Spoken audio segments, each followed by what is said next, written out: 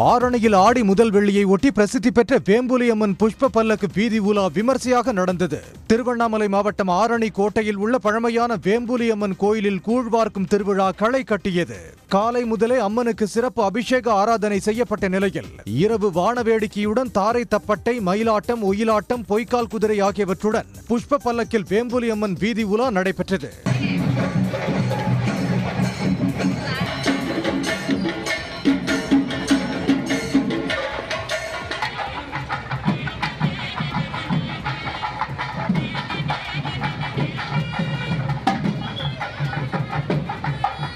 இதில் ஆயிரக்கணக்கான பக்தர்கள் கலந்து கொண்டு சாமி தரிசனம் செய்தனர். வேலூரில் நகை பாலிஷ் போடும் 2 கடைகளின் பூட்டை உடைத்து கொள்ளையடித்த 3 இளைஞர்களை போலீசார் தேடி வருகின்றனர். வேலூர் பஜாரில் உள்ள நகை பாலிஷ் போடும் 2 கடைகளின் பூட்டை உடைத்து 3 இளைஞர்கள் 300 கிராம் வெள்ளியை திருடிச் சென்றனர். இதுகுறித்த புகாரின் பேரில் கொள்ளையர்களை வேலூர் வடக்கு போலீசார் தேடி வருகின்றனர். சீமை கருவேல மரங்களை வெட்டி அகற்றுவதற்கு பொது ஏலம் நடத்தப்பட்டு தான் அனுமதி வழங்க வேண்டும் என்று உயர்நீதிமன்ற மதுரை கிளை உத்தரவிட்டுள்ளது. விருதுநகர் மாவட்டம் தச்சனேந்தலைச் சேர்ந்த லிங்கம் என்பவர் தொடர்ந்த பொதுநல வழக்கை விசாரித்த உயர்நீதிமன்ற நீதிபதிகள் சீமை கருவேல மரங்கள் வெட்டி அகற்றுவதற்கு பொது ஏலம் நடத்தாமல் தனிநபருக்கு வழங்கக்கூடாது என்று உத்தரவிட்டனர். வெளிப்படையான ஏலத்தை அறிவித்து தகுதி உடைய அனைவரும் கலந்து கொள்ளும் விதமாக பொது ஏலம்தான் நடத்த வேண்டும் என்று நீதிபதிகள் உத்தரவிட்டு வழக்கை முடித்து வைத்தனர். சமயபுரத்தில் பக்தர்களுக்கு உணவாக அம்மனுக்கு உகந்த கூழ் மற்றும் பெண்களுக்கு மங்கள பொருட்கள் வழங்கும் திட்டம் தொடங்கப்பட உள்ளது. அம்மன் தலங்களில் பிரசித்தி பெற்றது சமயபுரம் மாரியம்மன் கோயில். ஆடி மாதம் என்பதால் கோயிலுக்கு பக்தர்களின் வருகை அதிகரித்துள்ளது. இந்நிலையில் பக்தர்கள் அனைவருக்கும் அம்மனுக்கு உகந்த உணவான கூழ் வழங்கப்பட உள்ளது. மேலும் பெண் பக்தர்களுக்கு மஞ்சள், குங்குமம், பிளவுஸ் துணி உள்ளிட்ட மங்கள பொருட்கள் வழங்கும் திட்டமும் விரைவில் செயல்படுத்தப்பட உள்ளதாக தெரிவிக்கப்பட்டுள்ளது. தமிழக முதல்வர் மாண்புமிகு முதல்வர் அவர்கள் உத்தரவின் பேரில் இந்த செயல்பாடுகள் நடந்து கொண்டிருக்கிறது. நாளை மறுநாள் கூழ், அதாவது வருகின்ற அனைத்து பக்தர்களுக்கும் கம்மங்கூழ் வழங்கவும் உத்தேசித்துள்ளார்கள். அதை நாங்கள் செயல்படுத்த உள்ளோம். கோவை வழியாக கேரளா சென்ற ஒன்றிய கல்வித்துறை அமைச்சர் தர்மேந்திர பிரதானை கண்டித்து கையில் பதாகைகளை ஏந்தி போராடிய மறுமலர்ச்சி மக்கள் இயக்கத்தினரை போலீசார் கைது செய்தனர். தமிழ்நாட்டிற்கு கல்வி நிதி வழங்காத அவரை கண்டித்து கோவை ஈச்சனாரி நெடுஞ்சாலையில் பதாகைகளை கையில் ஏந்தி போராட்டத்தில் ஈடுபட்டனர். இதில் பங்கேற்ற 40க்கும் மேற்பட்டோரை போலீசார் கைது செய்தனர்.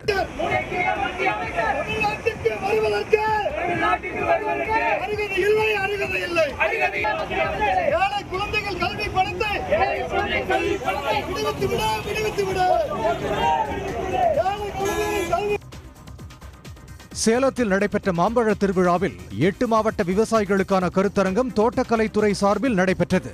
அப்போது மதிப்பு கூட்டப்பட்ட பொருட்கள் மூலம் மாம்பழ விவசாயிகளை சர்வதேச சந்தைக்கு தயார்படுத்துவது குறித்து அதிகாரிகள் எடுத்துரைத்தனர். விவசாயிகளின் எதிர்பார்ப்புகள் அரசின் கவனத்துக்கு எடுத்துச் செல்லப்படும் என அதிகாரிகள் கூறினர்.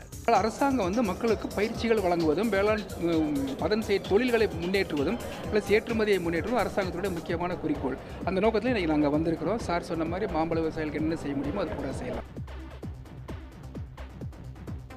மதுரை மாவட்டம் திருமங்கலத்தில் புதிய ஒருங்கிணைந்த நீதிமன்றம் அமைப்பதற்கான இடத்தை தேர்வு செய்வதில் தாமதமாகி வரும் நிலையில் மாவட்ட முதன்மை நீதிபதி இடத்தினை நேரில் ஆய்வு செய்தார். பழைய நீதிமன்ற கட்டடத்தின் பின்புறம் பொதுப்பணித்துறைக்கு சொந்தமான 4 ஏக்கர் பரப்பளவு வெற்றிடங்கள் இருப்பதை அறிந்து அதனை மாவட்ட முதன்மை நீதிபதி சிவகடாட்சம் ஆய்வு செய்தார். அவருடன் வருவாய்த்துறை மற்றும் பொதுப்பணித்துறை அலுவலர்கள் உடன் இருந்தனர். சிறப்புமிக்க திராவிட மாடல் ஆட்சி மீண்டும் மலர நாம் அனைவரும் பாடுபட வேண்டும் என்று அமைச்சர் வெள்ளக்கோவில் சாமிநாதன் கேட்டுக் கொண்டுள்ளார். சென்னை ராஜா அண்ணாமலைபுரத்தில் தமிழ் வளர்ச்சித்துறை சார்பில் தமிழ்நாடு நாள் விழா கொண்டாடப்பட்டது. இதில் கலந்து கொண்டு பேசிய அமைச்சர் சாமிநாதன் பல்வேறு போராட்டங்களாலும் தியாகங்களாலும் தமிழ் செம்மொழியாகவும் தமிழ்நாடு என பெயர் மாற்றமும் அறிவிக்கப்பட்டதை சொத்தாக கருதி பாதுகாக்க வேண்டும் என்று கேட்டுக்கொண்டார்.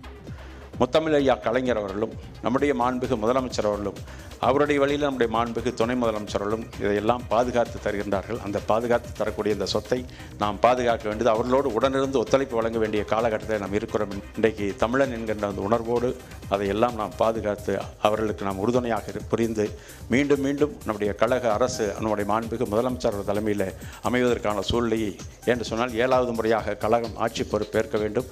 அதே நேரத்தில் மாண்புக்கு முதலமைச்சர்கள் 2வது முறையாக ஆட்சி பொறுப்பேற்க வேண்டும். கட்டுரை மற்றும் பேச்சு போட்டிகளில் வெற்றி பெற்ற மாணவர்களுக்கு பரிசு தொகையும் அகவை முதிர்ந்த தமிழறிஞர்கள் 100 பேருக்கு நிதி உதவியும் வழங்கப்பட்டது. சென்னை பெருநகர வளர்ச்சி குழும உறுப்பினர் செயலர் பிரகாஷை கைது செய்து ஆஜர்படுத்த வேண்டும் என்ற உத்தரவை சென்னை உரிமையியல் நீதிமன்றம் திரும்ப பெற்றுள்ளது. சென்னையைச் சேர்ந்த தனியார் கட்டுமான நிறுவனத்துக்கு எதிராக ரத்தின சபாபதி என்பவர் 2018ஆம் ஆண்டு தொடர்ந்த வழக்கில் சம்மனை பிரகாஷ் பெறாததால் கைது செய்து ஆஜர்படுத்த உரிமையியல் நீதிமன்ற நீதிபதி ராஜ்குமார் உத்தரவிட்டிருந்தார். இந்த வழக்கில் பிரகாஷ் நேரில் ஆஜராகி விளக்கம் அளித்ததால் சென்னை உரிமையியல் நீதிமன்றம் இந்த உத்தரவை பிறப்பித்துள்ளது. சிறைச்சாலைகளில் சாதி பாகுபாடு உள்ளதா என ஆய்வு செய்ய உச்சநீதிமன்றம் உத்தரவிட்டதை அடுத்து கோவை மாவட்டம் பொள்ளாச்சி கிளைச்சிறையில் மாவட்ட நீதிபதி மற்றும் ஆட்சியர் திடீர் என ஆய்வு செய்தனர். நாடு முழுவதும் உள்ள சிறைச்சாலைகளில் சாதிய பாகுபாடு உள்ளதாக உச்சநீதிமன்றத்தில் பொதுநல வழக்கு தொடரப்பட்டது.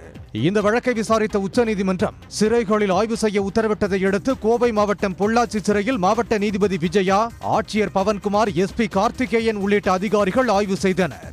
சிறைவாசிகள் சிறையில் இருக்கிற வசதிகள் எல்லாமே நல்ல முறையில் இருக்குது மற்றும் அவங்களுக்கு உண்டான உணவு வழங்கப்பட்ட இருக்கிற உணவு எல்லாமே நல்ல முறையில் இருக்குது மற்றும் இங்கே இருக்கிற லைப்ரரி மூலமாக புக்ஸ் நல்ல முறையில் படிக்கிறாங்க.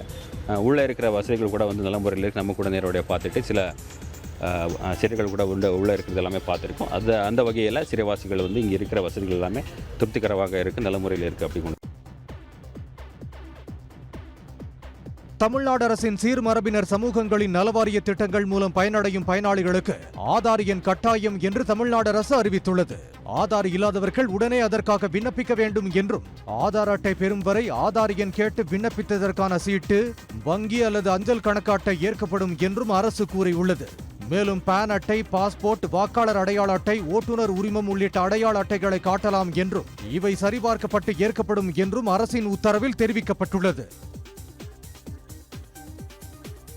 விழுப்புரம் மாவட்டம் மரக்காணம் அருகே எந்த ஒரு அரசு ஆவணமும் இல்லாமல் வசித்து வரும் தம்பதி அரசின் உதவியை நாடி நிற்கின்றனர். மேட்டுத்தெரு பகுதியில் சாலை ஓரம் குடிசை அமைத்து பெரிய இருசான் பானு தம்பதியினர் வசித்து வருகின்றனர். இவர்களுக்கு அரசு சார்பில் வழங்கப்படும் எந்த ஒரு ஆவணமும் இல்லாததால் அரசின் சலுகைகளை பெற முடியாத நிலை உள்ளது. அது எங்கேயும் ஒரு நாள் எதுக்கும் போக முடியல, வர முடியல, ஒரு எதுக்கும் ஒன்றும் செய்ய முடியல. உங்களால் முடிஞ்சது ஒரு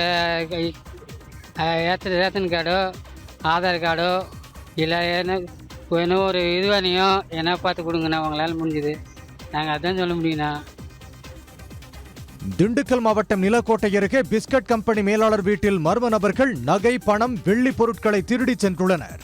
EB காலனியைச் சேர்ந்த பிரதி செட்டி என்பவர் தனியார் பிஸ்கட் கம்பெனியில் மேலாளராக பணிபுரிந்து வருகிறார். இவர் வெளியூர் சென்றிருந்த நிலையில் வீட்டின் பூட்டை உடைத்து 4 லட்சம் ரூபாய் ரொக்கம், 10 கிராம் தங்கம், 800 கிராம் வெள்ளியை மர்ம நபர்கள் திருடி சென்றுள்ளனர். சம்பவம் குறித்து நிலக்கோட்டை போலீசார் விசாரித்து வருகின்றனர். தேனி மாவட்டம் ஆண்டிப்பட்டி ஊராட்சிக்குட்பட்ட ஒக்கரைப்பட்டியில் நடைபெற்ற உங்களுடன் ஸ்டாலின் நூற்றுக்கணக்கான பெண்கள் திரண்டு வந்து கோரிக்கை மனு அளித்தனர். ஒக்கரைப்பட்டி மற்றும் ஒட்டநூத்து ஊராட்சிகளைச் சேர்ந்த மக்களிடம் இருந்து பெறப்பட்ட 500க்கும் மேற்பட்ட மனுக்கள் உடனடியாக கணினி செய்யப்பட்டன. உங்களுடன் ஸ்டாலின்களில் எதிர்பார்க்கப்பட்டதை விட கூடுதலாக பொதுமக்கள் பங்கேற்பதாக அதிகாரிகள் தெரிவித்துள்ளனர். கடல் சீற்றத்தால் கன்னியாகுமரி மாவட்டம் சின்னமுட்ட மீன்பிடி துறைமுகத்தில் இருந்து 350க்கும் மேற்பட்ட விசை படகுகள் 2வது நாளாக மீன்பிடிக்க கடலுக்கு செல்லவில்லை.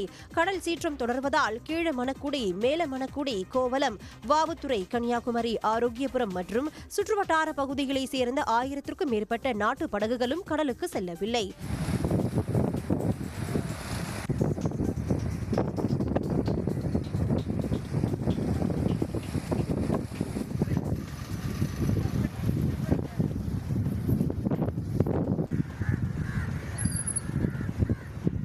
இதனால் 10,000க்கும் மேற்பட்ட மீனவர்களின் வாழ்வாதாரம் பாதிக்கப்பட்டுள்ளது. நீலகிரி மாவட்டத்திற்கு கனமழைக்கான ஆரஞ்சு அலர்ட் விடுக்கப்பட்டிருக்கும் நிலையில் இன்று பல முக்கிய சுற்றுலா தலங்கள் மூடப்பட்டுள்ளன. அவலாஞ்சி மற்றும் பைகாரா பகுதிகளில் காலை முதல் மழை பெய்து வருவதால் சுற்றுலா பயணிகளின் பாதுகாப்பு கருதி அவலாஞ்சி, பைன்மர காடுகள் மற்றும் 8 மைல் ஆகிய சுற்றுலா தலங்கள் இன்று ஒருநாள் மூடப்படுவதாக வனத்துறை சார்பில் தெரிவிக்கப்பட்டுள்ளது. இதனிடையே நீலகிரியில் கடந்த 24 மணி நேரத்தில் அதிகபட்சமாக பாரசன்ஸ் வேலி பகுதியில் 3.5 சென்டிமீட்டர் மழை பதிவாகியுள்ளது. கன்னியாகுமரி மாவட்டம் இரணியல் காவல் நிலையத்தில் கொரோனாவால் உயிரிழந்த காவலரின் மகளுக்கு வளைகாப்பு நடத்தப்பட்ட நிகழ்வு அப்பகுதியில் நிகழ்ச்சியை ஏற்படுத்தியுள்ளது. சிறப்பு உதவி ஆய்வாளராக பணியாற்றி வந்த சாஜி குமார் கடந்த 2021ஆம் ஆண்டு கொரோனாவால் பாதிக்கப்பட்டு உயிரிழந்துள்ளார். இதையடுத்து அவரது மகள் பூஜாவிற்கு கருணை அடிப்படையில் இரணியல் காவல் நிலையத்தில் பணி வழங்கப்பட்டது. இந்த நிலையில் உயிரிழந்த சிறப்பு உதவி ஆய்வாளரின் மகள் பூஜாவிற்கு காவலர்கள் இணைந்து காவல் நிலையத்திலேயே வளைகாப்பு நடத்தியுள்ளனர். உடனுக்குடன் செய்திகளை தெரிந்து கொள்ள சன் நியூஸ் பெல் ஐகானை கிளிக் பண்ணுங்க.